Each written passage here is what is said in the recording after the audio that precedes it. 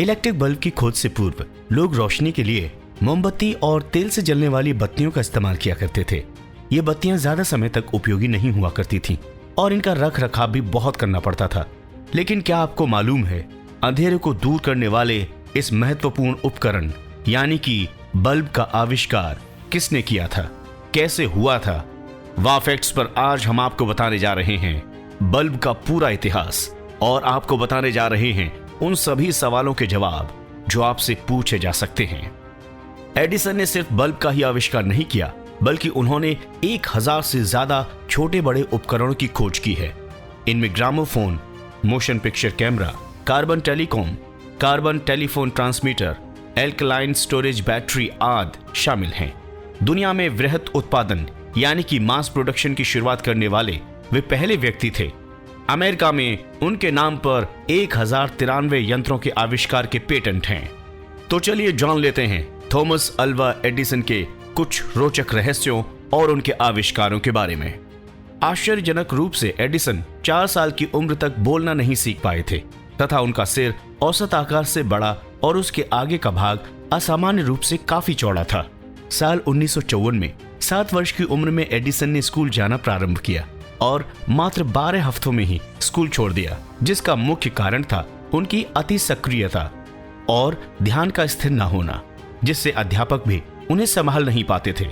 अंत में उनकी मां ने उनका स्कूल जाना बंद करवा दिया और उन्होंने स्वयं ही 11 साल की उम्र तक एडिसन को पढ़ाया।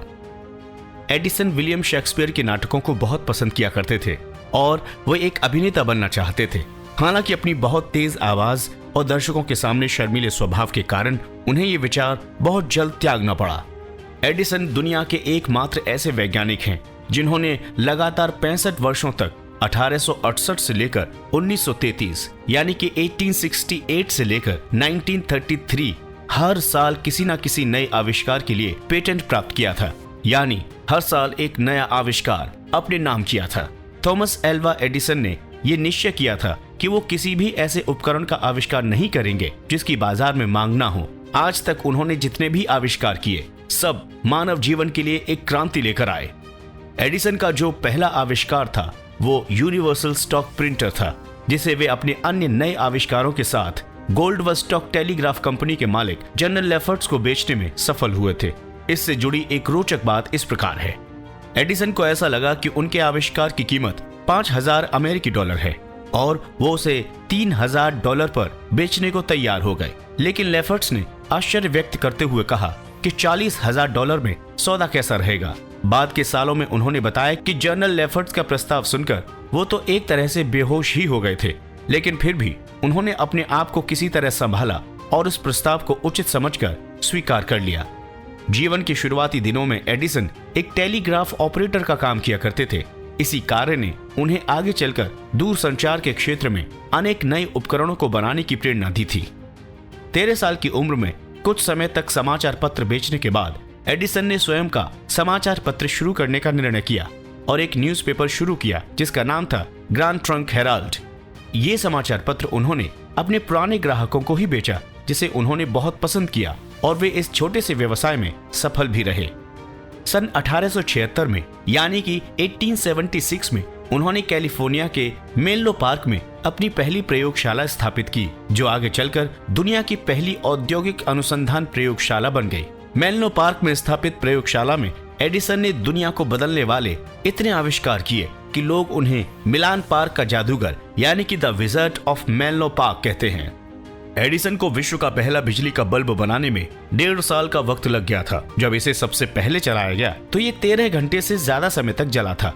इसके फिलामेंट को कार्बनीकृत धागे से बनाया गया था।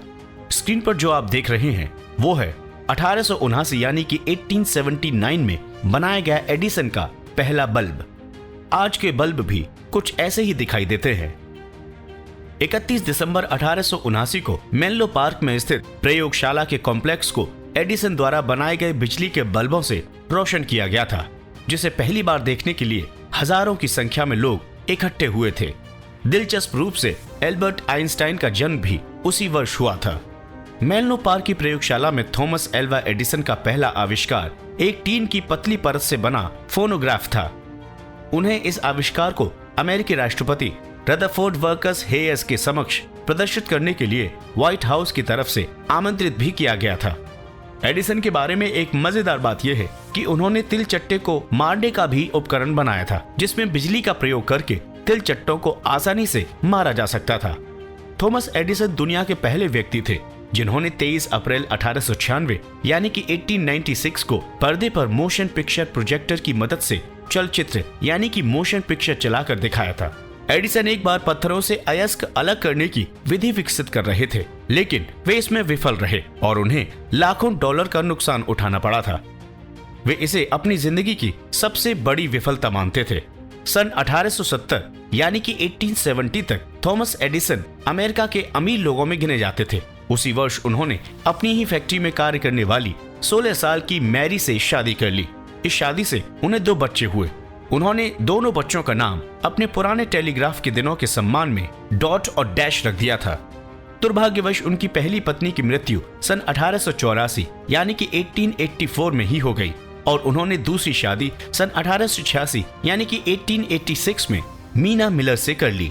अपनी दूसरी शादी के बाद एडिसन न्यू जर्सी राज्य के शहर वेस्ट ऑरेंज चले गए। यहाँ उन्होंने प्रयोगों के लिए एक प्रयोगशाला का निर्माण किया। प्रयोगशाला की कॉम्प्लेक्स में 5 इमारतें थीं।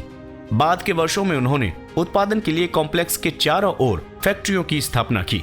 ये प्रयोगशाला एवं फैक्ट्रियां लगभग 25 एकड़ भूमि पर फैली हुई थीं, जो लगभग 8,000 से 10,000 लोगों को रोजगार प्रदान करती थीं। अपने सबसे उत्पादक वर्षों में एडिसन प्रतिदिन 18 घंटों तक काम किया करते थे।